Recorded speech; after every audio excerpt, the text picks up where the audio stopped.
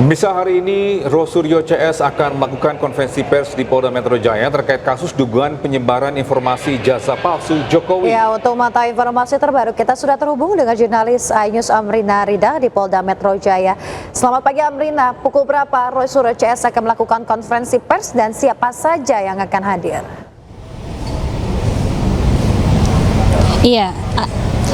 Iya Togi dan juga Ayah, benar sekali informasinya bahwa memang pada hari ini dijadwalkan dari tim kuasa hukum Roy Suryo ini akan melakukan konferensi pers, dan informasi yang kami dapatkan begitu ya, untuk konferensi pers ini dijadwalkan akan dilakukan sekira pada pukul 11 siang nanti. Hingga kini kami pun juga masih menantikan begitu ya kedatangan dari tim kuasa hukum Roy Suryo, dan berkaitan dengan konferensi pers ataupun juga preskon yang nanti akan dilakukan ini disampaikan oleh kuasa hukum Roy Suryo sendiri, yakni Ahmad Zainuddin, bahwa akan ada beberapa materi yang juga disampaikan. Di antaranya adalah permohonan pengajuan gelar perkara khusus berkaitan dengan status tersangka dari Roy Suryo CS, dan juga penyampaian permohonan saksi dan juga ahli yang meringankan. Disampaikan nanti juga tentunya akan ada sejumlah berkas-berkas berkaitan dengan nama-nama saksi dan juga ahli, dan juga berkas-berkas lain berkaitan dengan status tersangka yang diberikan dari pihak Polda Metro Jaya kepada Roy Suryo pada hari ini. Untuk detail berkaitan dengan preskon tentunya kita masih harus menunggu nanti ketika press conference dimulai sekira pada pukul 11 siang nanti. Dan juga Togi dan juga Yasmin, apabila kita mengulas sedikit berkaitan dengan Roy Suryo begitu ya, dari pihak Polda Metro Jaya ini memang telah menetapkan Roy Suryo CS sebagai tersangka pada tanggal 7 November 2025, dan memang beberapa waktu setelahnya, yakni pada tanggal 13 November, dari Roy Suryo CS ini pun juga telah menjalani pemeriksaan perdana sebagai tersangka, yang mana dari pihak Polda Metro Jaya usai melakukan pemeriksaan selama kurang lebih 9 jam memutuskan untuk tidak melakukan penahanan kepada Roy Suryo, lalu juga Rizman Sianipar, dan juga kepada Dr. Tifa ataupun juga Tifa Uzia Tiasuma. Dan alasan yang disampaikan oleh pihak Polda Metro Jaya mengapa tidak melakukan penahanan kepada tersangka ini adalah dikarenakan dari pihak tersangka mengajukan adanya saksi dan juga ahli yang meringankan. Dan tentunya kita akan menantikan bagaimana nanti konferensi pers yang baru akan dimulai sekira pada pukul 11 nanti. Sementara demikian Togi dan juga Yasmin. Baik, terima kasih Amrina Rida atas informasinya, melaporkan langsung dari Polda Metro Jaya, Jakarta. Selamat bertugas kembali. Pemirsa, KPU Solo membantah pernah memusnahkan ijazah Presiden ke-7 Republik Indonesia Joko Widodo. Ya, pihaknya bahkan menyebut masih menyimpan dokumen ijazah tersebut. Ya, KPU Solo membantah isu pemusnahan tanda registrasi Presiden ke-7 Republik Indonesia Joko Widodo saat Jokowi mencalonkan diri sebagai wali kota Solo pada tahun 2005. Pihaknya menegaskan masih menyimpan dokumen-dokumen termasuk ijazah sebagai syarat pendaftaran.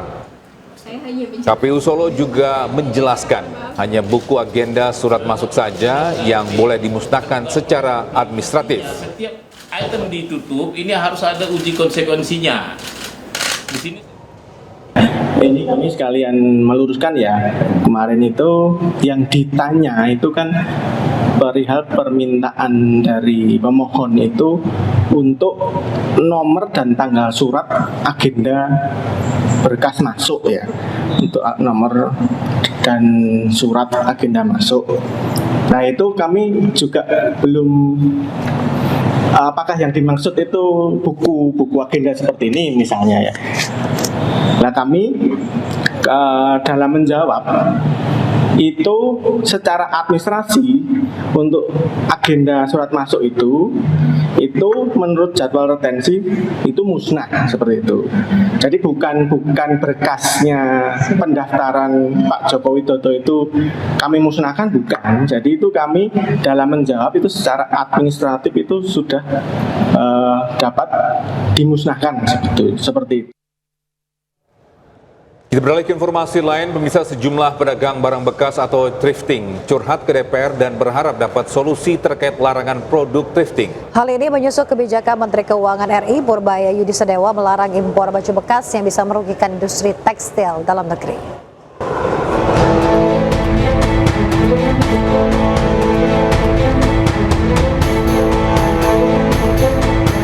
Dalam rapat dengar pendapat bersama Badan Aspirasi Masyarakat DPR RI Rabu pagi, sejumlah pedagang baju bekas atau thrifting meminta agar usahanya dilegalkan.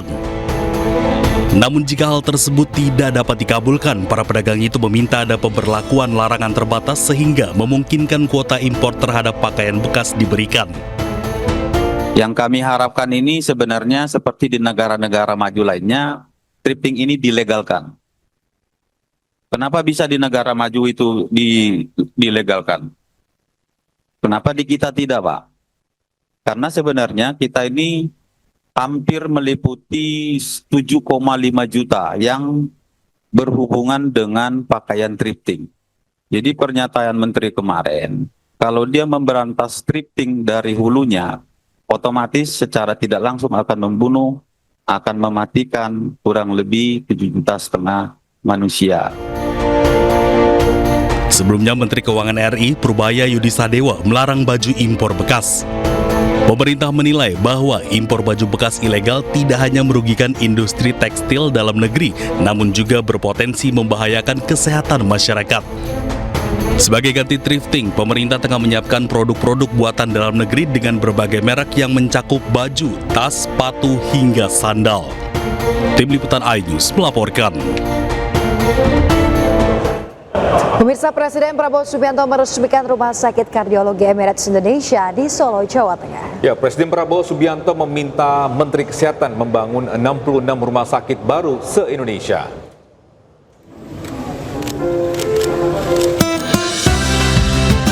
Presiden Prabowo Subianto meresmikan Rumah Sakit Kardiologi Emirates Indonesia yang memiliki peralatan canggih di Solo, Jawa Tengah Rabu siang.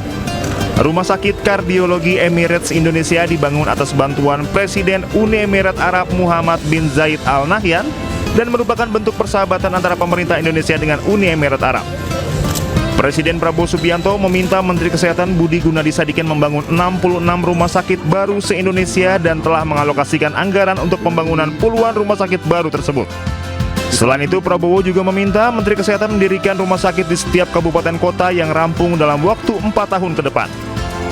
Menurut Prabowo, fasilitas rumah sakit di setiap kabupaten kota harus dilengkapi peralatan canggih layaknya di Rumah Sakit Kardiologi Emirates Indonesia. Saya sebetulnya sudah alokasi dan sudah instruksikan Menteri Kesehatan untuk segera membangun 66 rumah sakit baru dan sudah mulai dibangun. Tapi saya minta bahwa 66 ini diupayakan tidak kalah dengan standar rumah sakit ini. Menteri Kesehatan bisa ya? Bisa dulu jawabnya kan. Tapi saya juga memberitahu ke Menteri Kesehatan bahwa saya menghendaki tiap kabupaten kota memiliki rumah sakit yang canggih seperti ini. Dalam 4 tahun yang akan datang kita akan berusaha mencapai itu. Kita berusaha, tapi yang jelas saya akan alokasikan biaya yang cukup besar untuk pelayanan kesehatan. Usai meresmikan Rumah Sakit Kardiologi Emirates Indonesia di Solo, Jawa Tengah, Presiden Prabowo Subianto meresmikan Jembatan Kabanaran di Bantul, Daerah Istimewa Yogyakarta. Presiden berharap jembatan ini semakin mempermudah akses antar daerah setempat.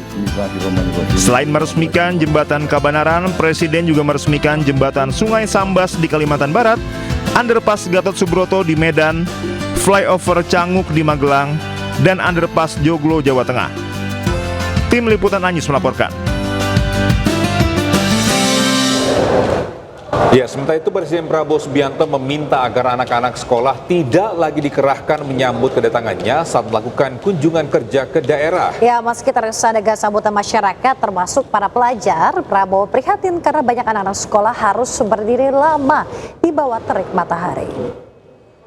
Ibu, saudara-saudara, saya titip. Tadi saya mendarat dan perjalanan ke sini, terima kasih saya disambut oleh rakyat dan banyak anak-anak sekolah. Saya terkesan, tapi saya kasihan juga mereka berdiri lama di panas.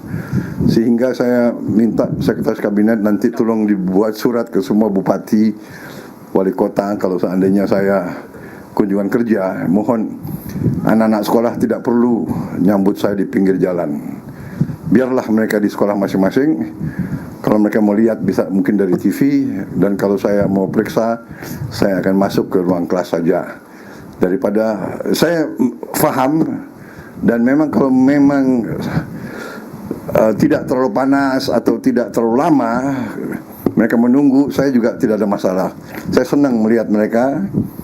Tiap kali saya lihat wajah-wajah rakyat, wajah-wajah anak-anak, itu saya juga tambah semangat, saya tambah muda karena energi dari mereka. Tapi saya kasihan kalau mereka tunggu lama di panas terik matahari, dan ini juga saya khawatir nanti bisa mengurangi waktu jam sekolah mereka.